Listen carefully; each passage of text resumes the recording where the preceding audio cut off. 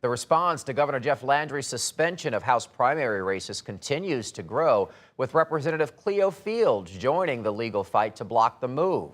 Now, that battle is in the foreground of a larger fight here over voting rights. This after the Supreme Court did declare Louisiana's congressional maps unconstitutional. With that, you've got officials from the Urban League of Louisiana who say that they are working on next steps to make sure that the community is properly informed here. Joining us to talk more about those efforts, we've got Miss Judy Reese-Moore, President and CEO of the Urban League of Louisiana. Good morning to you, ma'am. Good morning. Always good to hear from you. This is a very serious matter, and there are a lot of questions out here about what's going on, and that's where the Urban League steps in as far as education is concerned. So let's start there and just walk us through, first of all, how we got to the Supreme Court's ruling. Well, first let me say, what a dark, dark week for democracy last week.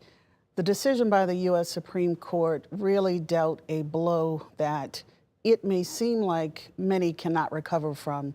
We know that we will recover, but nonetheless, it was a serious blow. It was a sign of disrespect, and it really went to the heart of what American democracy is supposed to be about, to get rid of a lawful map that was in place to represent 1/3 of this state's voters.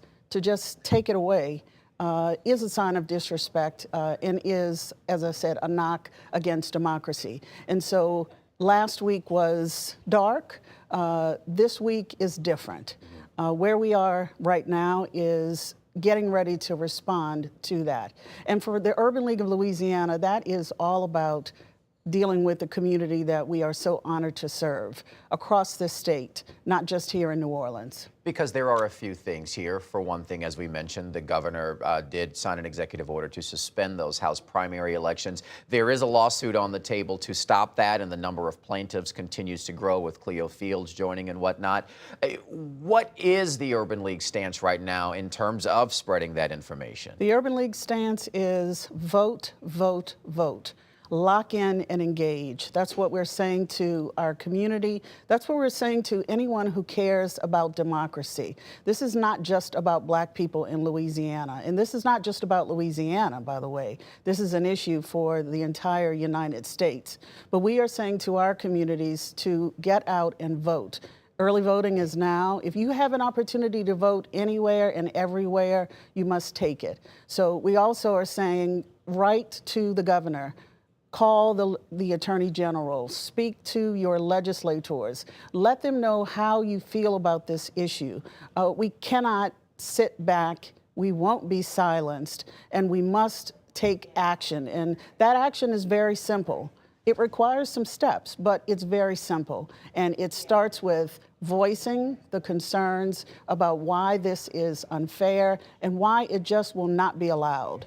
Speaking of that unfair, Congressman Troy Carter has said that one of his fears here amid the questions that he has is he and Congressman Cleo Fields essentially would be pitted against each other in the elimination of that second majority-minority district. What are some of the questions you have about whatever map is out there? There are some bills that are already pre-filed that may go through before this session ends or the start of a new one after this one. What are some of the questions that you have going forward? We are asking for, at the Urban League of Louisiana, a fair and transparent process to arrive at the new map. And we want to make sure that residents have an opportunity to voice their concerns. We are certain that the legislators already know what the concerns of Black people are in Louisiana. This is not an issue that started yesterday. It's been going on for years. So we want a fair and transparent process and a fair map that represents every Louisianan. All right, thank you. Ms. Judy Reese-Moore, President and CEO of the Urban League of Louisiana. 6:52, we're back after this.